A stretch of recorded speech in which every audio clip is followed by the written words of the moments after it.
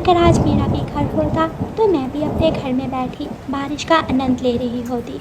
लेकिन अब तो मुझे ऐसी तेज़ बारिश में पेड़ पेड़ डाल डाल ही भटकना पड़ेगा।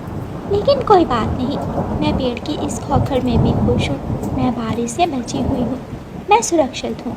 उसी जंगल में एक फतेशी चील रास्ता भूलकर आ गई थी। वो अपने लिए कोई सुरक्षित जगह ढूंढ रही थी। चील को एक पेड़ की डाल पर एक तोता बैठा हुआ दिखाई देता है। चील को देखते ही तोते की सांसें रुक जाती हैं। चील, चील। तोते मिठू, मुझसे डरने की कोई ज़रूरत नहीं है। मैं तो खुद मुसीबत की मारी हूँ, बारिश में भीग रही हूँ। मैं रास्ता भूल गई हूँ, मेरी मदद करो।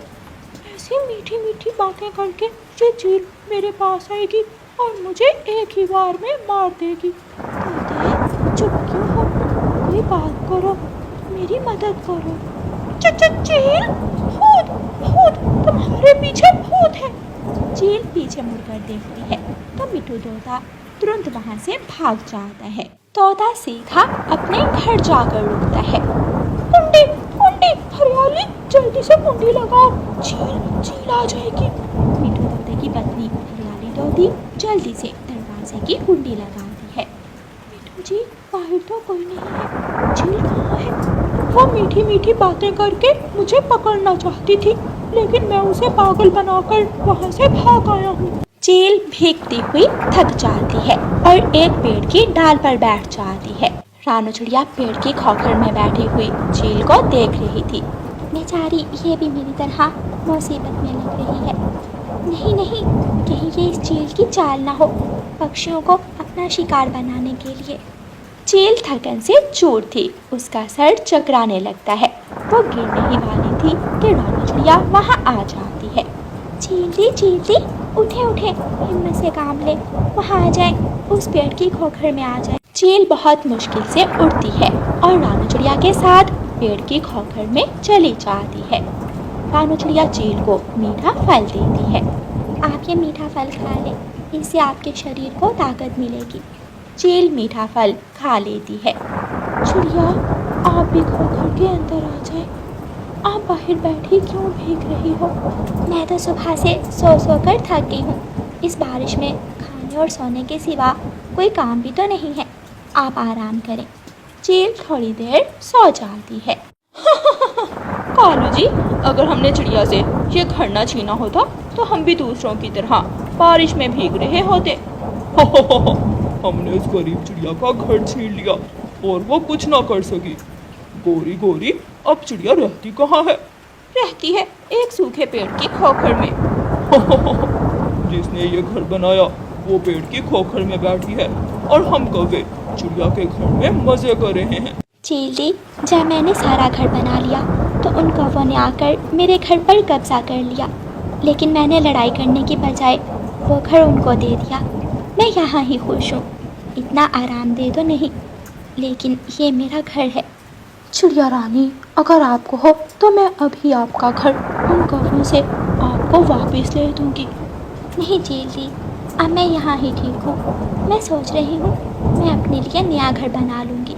3 दिनों की बारिश के बाद बारिश रुक जाती है। रानू चिड़िया, मैं एहसानमंद हूँ आपकी कि आपने बारिश में मुझे आश्रय दिया। अब मैं जा रही हूँ, अगर कभी मेरी ज़रूरत हुई तो मैं पहाड़ों पर रहती हूँ। चील दी, मैं आपसे मिलने ज़रूर आऊँगी। चील वहाँ से चली जाती है। कुछ दिनों बाद रानू चिड़िया अपने लिए घर का काम फिर से शुरू करती है। रानू चिड़िया बड़ी और कुछ छोटी लकड़ियाँ इकट्ठी करती है। रानू चिड़िया उन लकड़ियों को एक जगह रखकर कुछ घास और कुछ तिनके लेने जाती है। कालू जी, ये नया घर कौन बना रहा है? वो सामने तोते का घर है, चलो हम तोते से जाकर पूछते हैं। कवि और कौवा तोते के पास जाते हैं। तोते, वो सामने कौन नया घर बना रहा है?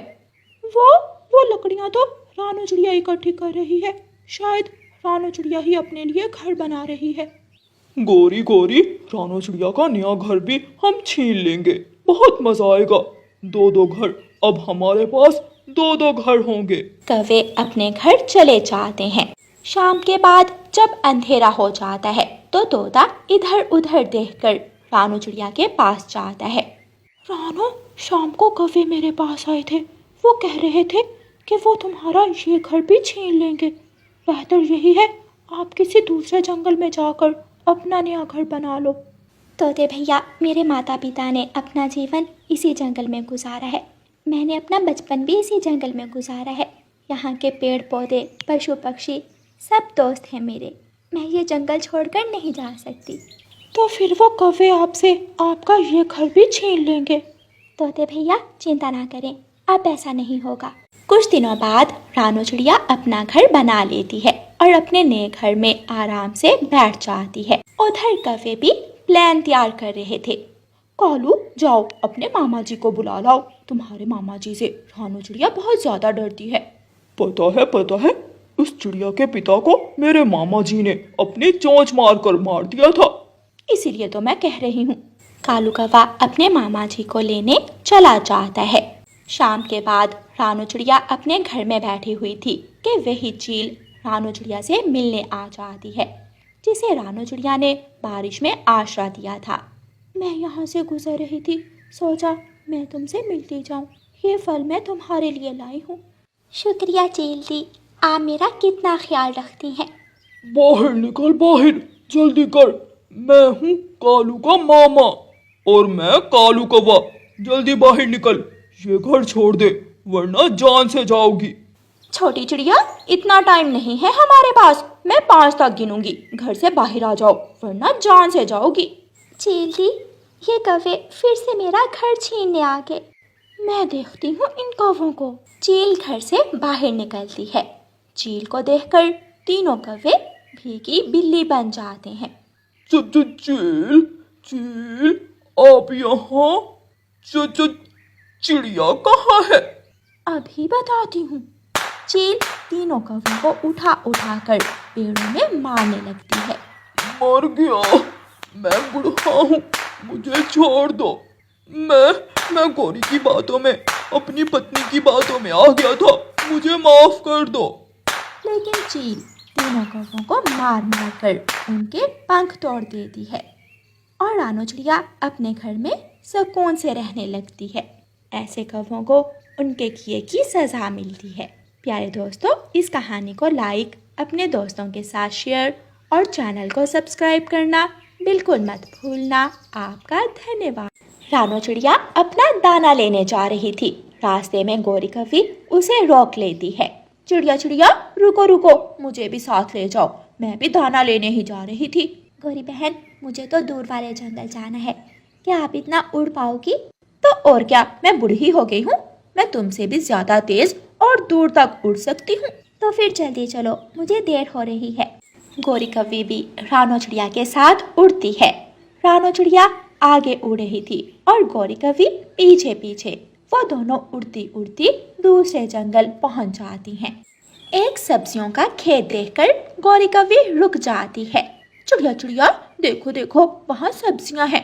रानू चिड़िया भी रुकती है। गौरी, वो सब्जियों का खेत एक तोते का है, हम यहाँ से सब्जियां नहीं खा सकती। चिड़िया, तोता कौन सा देख रहा है, 2 मिनट लगेंगे, मैं अभी एक कद्दू या फिर टमाटर तोड़ कर लाती हूँ और हम सब्जियां चुरा कर यहाँ से भाग जाएंगी। चोरी? ना बाबा ना, मैं ना तो चोरी करूँगी और ना ही चोरी में तुम्हारा साथ दूंगी। मैं तो खाऊंगी, मैं तो अब ये सब्जियां ही खाऊंगी। गौरी कौवी चिड़िया को छोड़कर सब्जियों के खेत में चली जाती है और टमाटरों के पौधों के पीछे छुपकर मजे मजे से लाल लाल टमाटर खाने लगती है। रानू चिड़िया आगे जाती है, उसे भी दाना मिल जाता है। गौरी कौवी जी भरकर टमाटर खाती है और फिर कुछ बैंगन तोड़कर वहां से वापस चली जाती है। कालू कालू, आज मैंने एक खजाना ढूंढा है, भोजन का खजाना। गौरी, काले काले बैंगन ये तुम कहाँ से लाई हो? वहाँ काले काले बैंगन भी हैं, लाल लाल टमाटर भी और दूसरी सारी सब्जियां भी। मैं चिड़िया के साथ दाना लेने जा रही थी कि रास्ते में मुझे एक सब्जियों का खेत दिखा। मैंने उस खेत से ये सब्जियां चुराई हैं। फिर तो मजा ही आ जाएगा, हम हर रोज उस खेत से सब्जियां चुरा लिया करेंगे। रानू चिड़िया अपना दाना लेकर वापिस आ रही थी कि रास्ते में तोता अपने सब्जियों के खेत में बैठा हुआ था। तोता रानू चिड़िया को आवाज देता है, चिड़िया चिड़िया मेरी बात सुनो। जी तोते भैया, क्या बात है? किसी ने मेरे खेत से लाल लाल टमाटर और काले काले बैंगन चुराए हैं। क्या तुमने किसी को मेरे खेत की तरफ आते हुए देखा है? मैं तो इसी खेत से सब्जियां चुराऊंगी। रानू चिड़िया तो जानती थी कि खेत से सब्जियां गौरी कवि ने चुराई थी, लेकिन वो तोते को कोई बात नहीं बताती। नहीं नहीं तोते भैया, मुझे क्या मालूम, मैं तो दूसरे जंगल से ये दाना लेकर आ रही हूँ।